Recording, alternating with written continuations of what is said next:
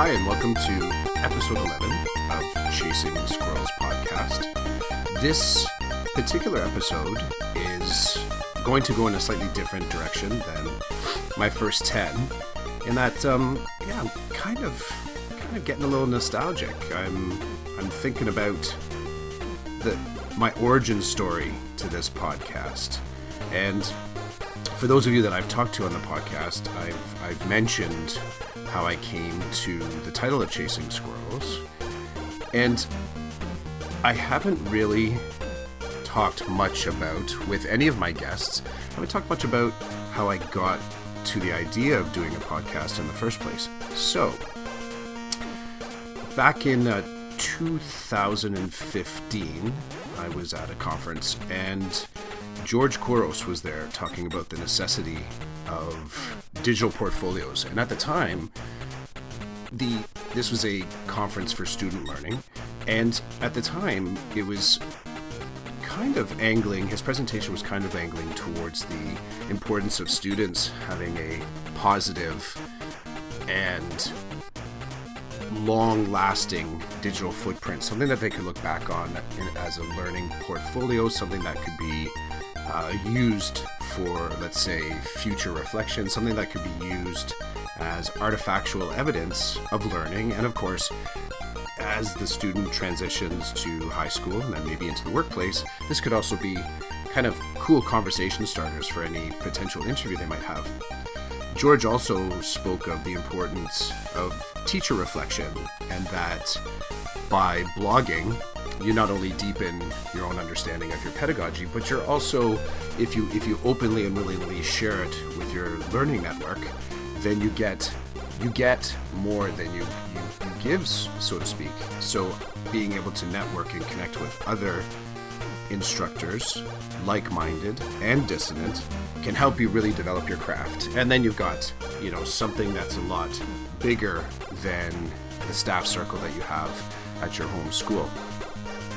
So I took that in, and I, for a while, tried to consider what my version of this would be.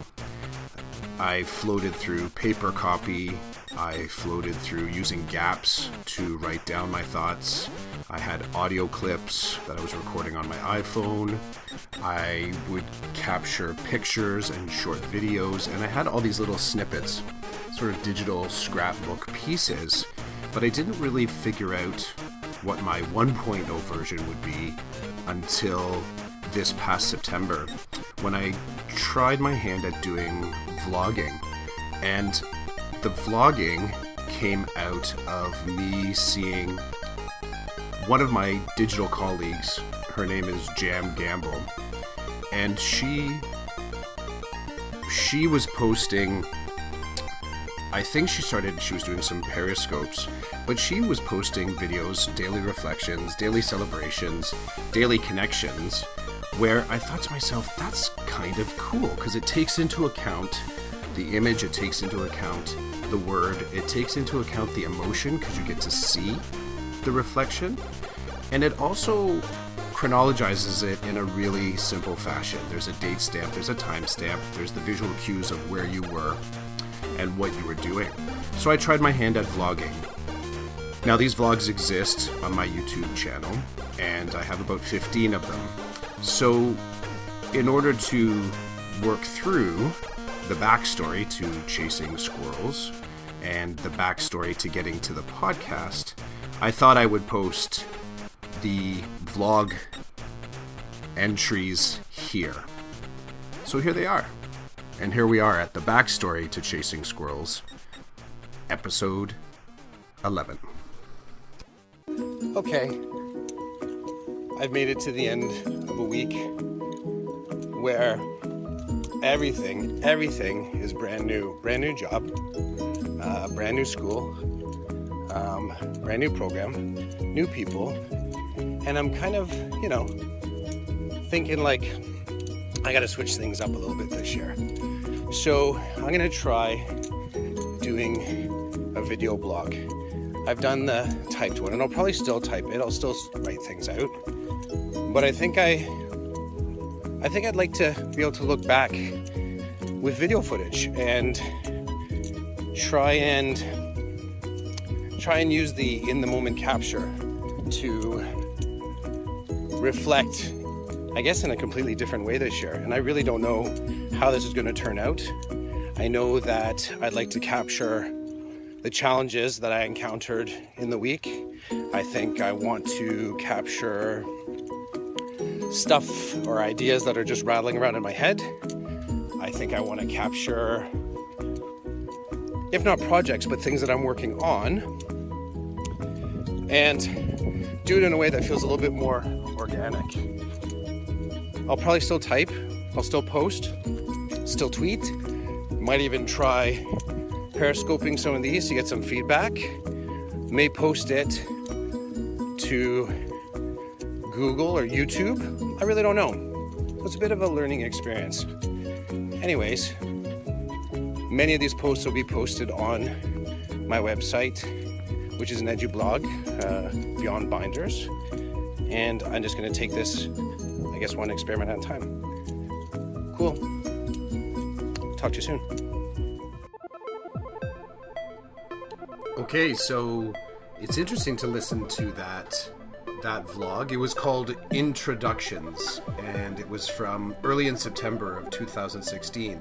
I'm no longer using EduBlogs as a platform. I've moved over to Blogger. And as far as the new projects go, or trying to get to different projects, I guess the podcast I do for myself, Chasing Squirrels, and the podcast that I do with my children are the biggest. Also, my association with something called Voice Ed with Stephen Hurley would be one of those other projects. So, yeah, that was the first episode of my vlog. And now, let's check out the next one.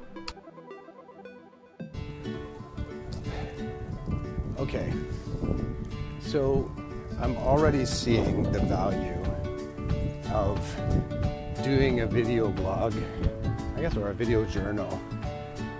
Not on a daily basis, but I guess while the ideas are stuck in my head. So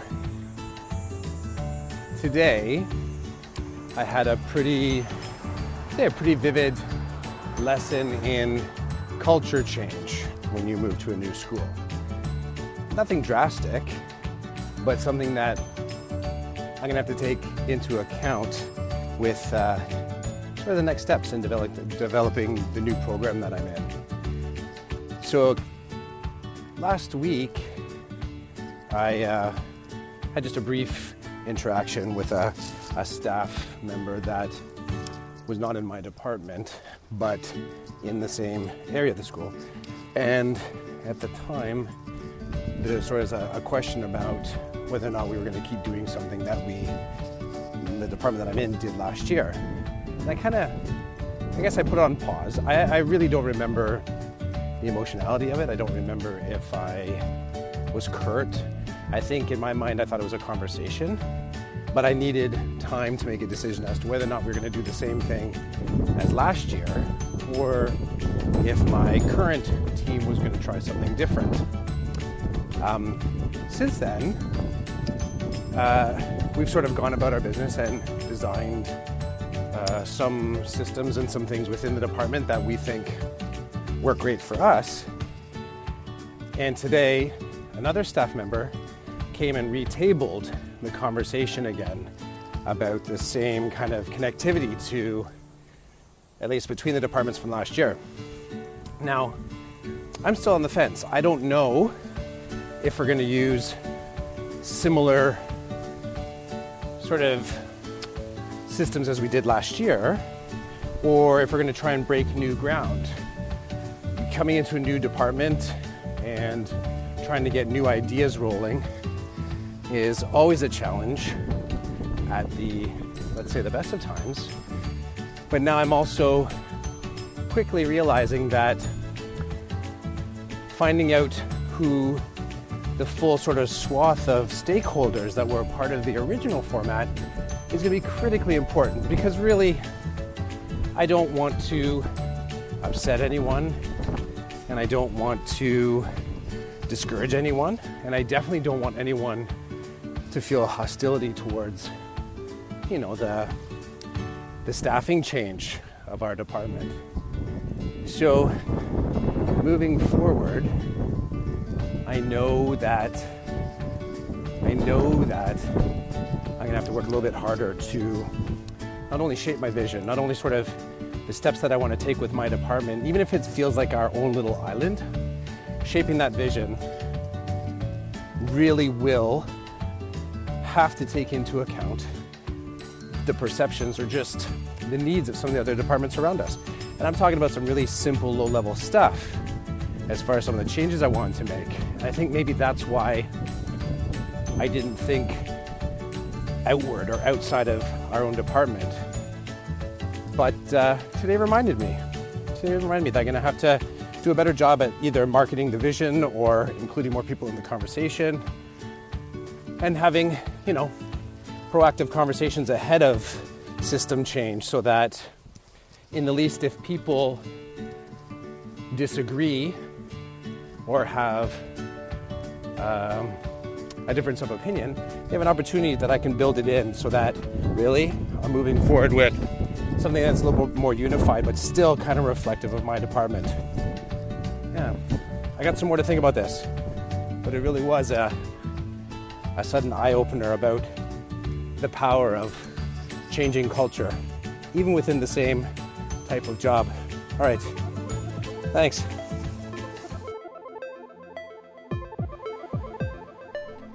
So that was episode 2 of my vlog that I called Culture. And I've actually gone back to that one, I think, the most out of any of my vlog entries, only because when I arrived in my new position, I knew the school and I knew the program and I knew some of the staff that I would be working around. But I think that I underestimated and definitely undervalued, sort of in that order, I'll start with the underestimated. I didn't come in as open mindset as I should have. I think arriving in the new position, I wanted and needed to, in some small way, prove that I could do the job and I could transition well. And I know from the responses of some of my colleagues that I probably should have listened more and talked less. And I find that this entry in particular, I go back to time and time again to remind myself of listening slower and paying attention to not only the words and the moments, but paying attention after the fact to the people that I'm building relationships with. And I've mentioned in other conversations around building my digital PLN that the people that I've connected with around me are not just a paddock of resources for me to sort of take resources from. I think every person that you make a connection with, in life, and obviously in this case in work, they always have the potential to turn into better, deeper, stronger relationships. So that entry in particular, that's what that brings me back to every single time. Here's the next episode.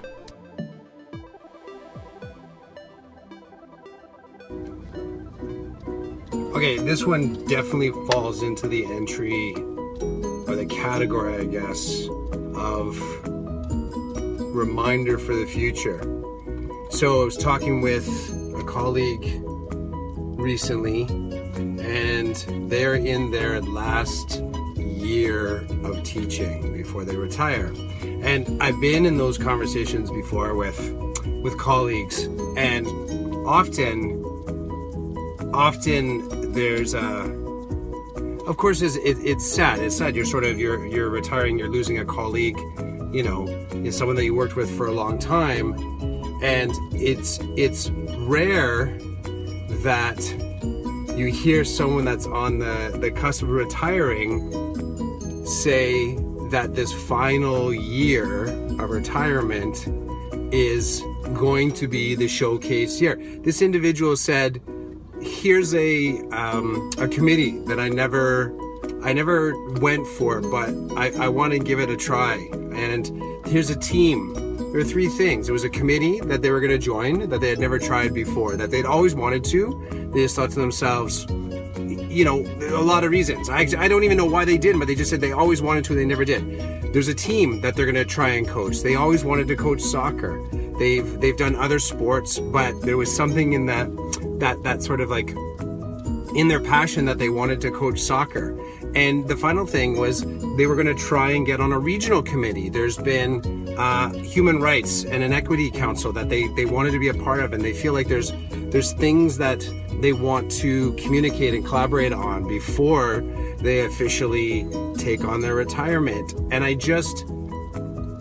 needed to do an entry today because I think this is something that really at the core level I need to remember in future when I'm starting to think about transitioning out of my teaching career. And as you transition, it's just remarkable how this colleague kind of has reignited my curiosity about the things that I haven't tried yet, and what teams have I wanted to play and coach and work on the mentorship, and I just haven't tried it. What are the committees that I've stood back from and maybe had comments or information I wanted to include and I never did? So yeah, I just, notes to the future.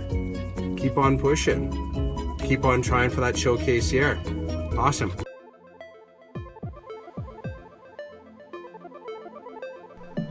I've recently been in quite a few conversations online and in person through also the hashtag OnEdMentors group, through VoiceEd, talking about risk and what risk looks like.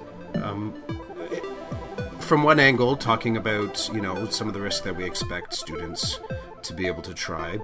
And I fully appreciate that. And I think I go one step further and look at risk as more of a personal challenge, less about an expectation of what students should do. I actually kind of hold it as a deeper challenge for myself to take risk.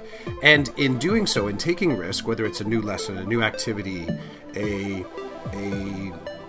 performance you do in front of your class, or if it's a learning experience that somehow doesn't fit the narrative that I tell myself, I'm not that teacher, or I've never tried that before. And coming back to that open mindset, that when I do believe that when we openly demonstrate risk in front of our students, the first part of it is finding your own bravery to get there. But the second part is the students start to see that risk is integral to learning, and that in itself, it's an opportunity. It's not an outcome. There's no guaranteed good or bad that could come out of it. But instead, I think it comes closer to just a skill set as far as a learning skill or a work habit. And definitely it's connected with open mindset as far as I can do these things. I could do these things. And it piques curiosity. And really, I think it's also a rapport and a community building sort of tool.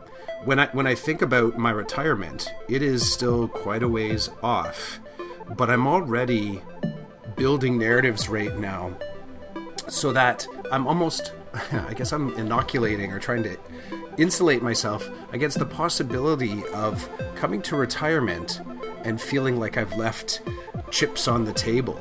I want to play out this career, taking as many opportunities to learn as possible, and in some ways leave the career feeling empty, not of emotion, not of thinking about the opportunities that could have been, but feeling empty to a degree, as in I did everything that I could within my career to keep myself interested, to keep myself curious, and I believe in doing so, keeping connections to students and pace of their learning.